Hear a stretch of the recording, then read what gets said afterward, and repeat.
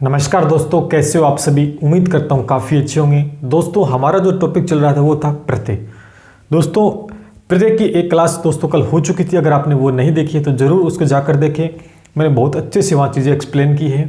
और आज हम सेकंड पार्ट प्रत्यय के अंदर पढ़ने वाले हैं। कुछ चीज़ें समझने वाले हैं और कैसे पहचान करनी ये चीज़ भी आज हम सीखने वाले हैं। तो आज की क्लास में काफ़ी इंपॉर्टेंट प्रत्यय डिस्कस करेंगे जो कि एग्जाम पॉइंट ऑफ व्यू से काफ़ी महत्वपूर्ण है। दोस्तों लाइक शेयर और सब्सक्राइब करते रहिएगा। चलिए शुरू करते हैं। दोस्तों आज हम सबसे पहले जो पढ़ने जा रहे हैं वो इक प्रत्यय को पढ़ने जा रहे हैं। इक प्रत्यय की पहचान कैसे है। दोस्तों इक प्रत्यय बहुत बार एग्जाम में पूछा जाता है, हमेशा ही इसका एक एग्जाम्पल आपको देखने को मिलेगा। तो इसकी पहचान बड़ी सिंपल, मैंने 3 तरह के एग्जाम्पल यहाँ पे लिखे, तीनों ही अलग अलग हैं। गौर से समझ लेना एक बार, इसे कभी नहीं भूलोगे। दोस्तों अगर आप मानसिक शब्द में देखोगे, दोस्तों मानसिक शब्द है, मैं इसको थोड़ा करके दिखा देता हूं। मैंने मानसिक लिखा, मानसिक शब्द में आप देखोगे तो शुरुआत में दोस्तों यहां पर आपको आ नजर आ रहा है। क्या नजर आ रहा है? आ। और यहां पर अंतिम देखोगे तो आपको छोटी ई की मात्रा और इक नृत्य इक प्रत्यय नजर आ रहा है। समझ में आ रहा है आपको अच्छे से? यानी जिस शब्द में, गौर से सुनना, मैंने एक ट्रिक बनाई है। ये ट्रिक मान लीजिए, मैंने ये ट्रिक लिखा, इसको ट्रिक बना दी। पहचान है इक प्रत्यय की। जब भी मूल शब्द में आपको प्रारंभ में आ की मात्रा दिखाई दे, प्रारंभ में किसकी मात्रा?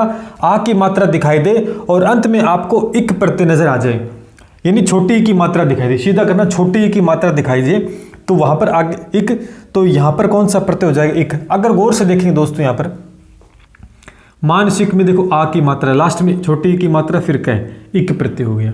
वार्षिक में देखिए आ की मात्रा है, सामाजिक में आ की मात्रा है, तात्कालिक में आ की मात्रा, हार्दिक में आ की मात्रा है, धार्मिक में आ की है, जालिक में है, पारमाणिक में। समझ, यानी कोई सा भी उदाहरण लेना जिसमें शुरुआत के अंदर आ की मात्रा आएगी और अंतिम में दोस्तों छोटी ई की मात्रा क्या? इक इक इक इक इक, छोटी की मात्रा फिर इक। यानी ऐसे मूल शब्द आपको दिखाई दे जाए जिसमें आ की मात्रा अंत में इक दिखाई दे, तो वहां पर दोस्तों आपको क्या करना है? इक प्रत्यय दोस्तों कर देना है। बड़ी सिंपल सी पहचान है। ये तो एक तरीके का एग्जाम्पल हो गया। अब इसमें देखेंगे दैनिक में। दैनिक में देखो दोस्तों मूल शब्द के अंदर ए की मात्रा है। मूल शब्द में किसकी मात्रा है? देखिए ये किसकी मात्रा है? ए की मात्रा है। और अंत में आपको दोस्तों छोटी की मात्रा और इक दिखाई देगा, तो वहां पर कौन सा प्रत्यय हो जाएगा दोस्तों? इक प्रत्यय हो जाएगा। देखिए दोस्तों, ये देखिए ए की मात्रा, ये देखिए, मतलब कहीं भी कुछ चेंज नहीं होगा, सेम टू सेम। लास्ट में देखिए छोटी की मात्रा एक, छोटी की मात्रा एक, वैवाहिक, नैतिक, जैविक, वैदिक।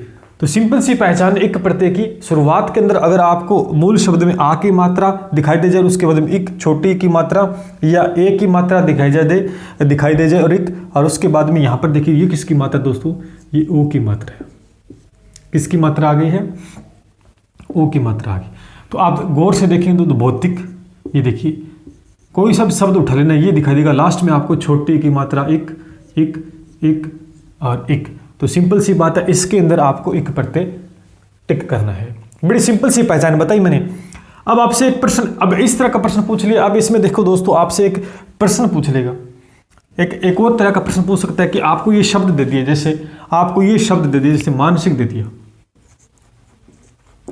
मानसिक में आपसे ये पूछ लिया, 2 तरीके का प्रश्न पूछेगा। एक तो आपसे पूछ सकता है कि प्रत्यय बताओ कौन सा है इसमें, और फिर एक दूसरा पूछ सकता है कि मूल शब्द क्या है।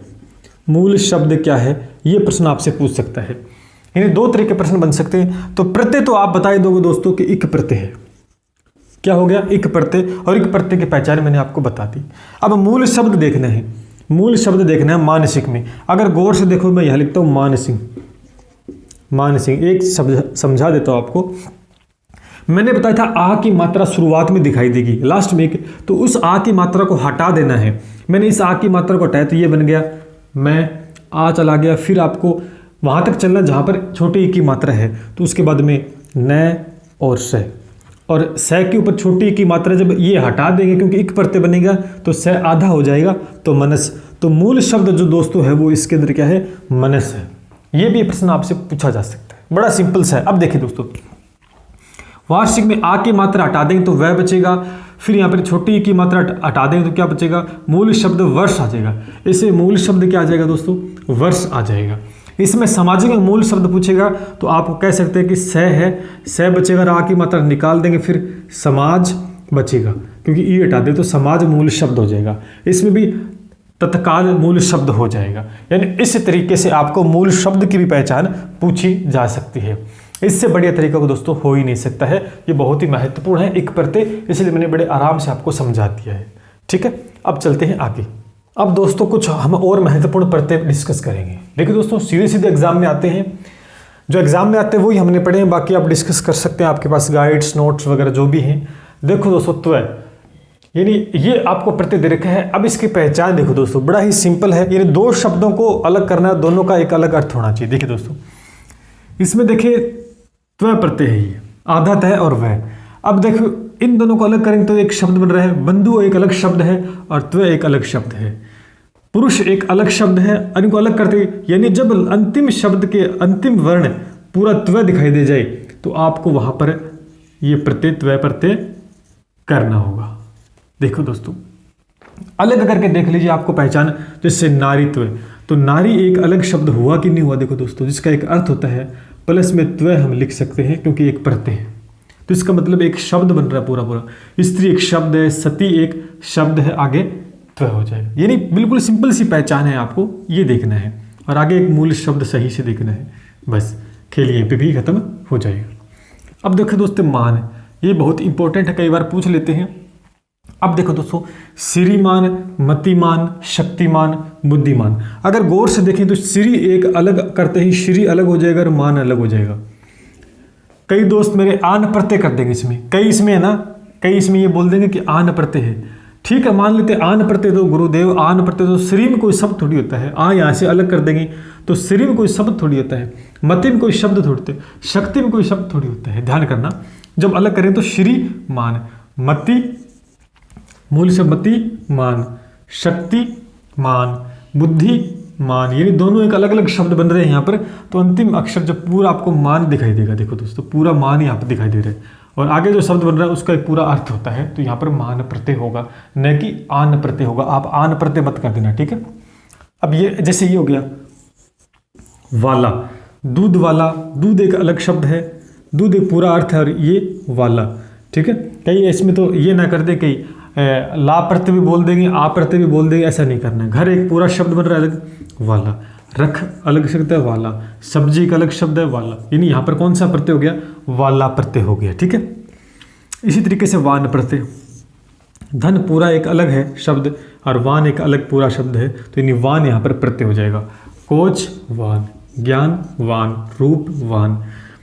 अधीन बहुत अच्छा है, अधीन में देखो, अधीन में देखो स्व, अब स्व मत कर देना, स्व अधीन, क्योंकि आ की मात्रा इसमें जुड़ी हुई है।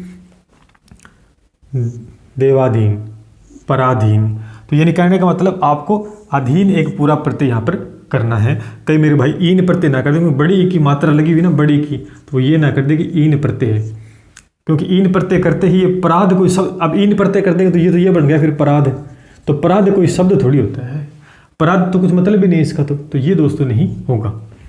आइन प्रत्यय ये इंपॉर्टेंट है, पूछा जाता है। पंडिताइन, मुंशियाइन, ठकुराइन, चौधराइन, तो देखो चौधर एक अलग शब्द हो गया और यहाँ से हटते ही आइन प्रत्यय आपके सामने हो जाएगा। तो ये थे कुछ और महत्वपूर्ण प्रत्यय, और इससे पहले कल वाली क्लास में हमने बहुत अच्छे से डिस्कस कर लिए थे। उम्मीद करता हूँ कि प्रश्न जो है वो इन्हीं प्रत्यय से देखने को मिलेगा। एक आध हो सकता है कोई अलग आ जाए, तो वो बड़े सिंपल है, उनकी पहचान आप आराम से दोस्तों कर सकते हैं, ठीक है। कोई भी डाउट है तो आप पूछ सकते हैं कमेंट करके। नेक्स्ट क्लास में एक नया टॉपिक डिस्कस करेंगे, उपसर्ग भी हमने कर लिए, प्रत्यय पूरे हमने कर लिए। चलिए मिलते हैं फिर, लाइक शेयर और सब्सक्राइब करते रहिएगा। जय हिंद, जय भारत।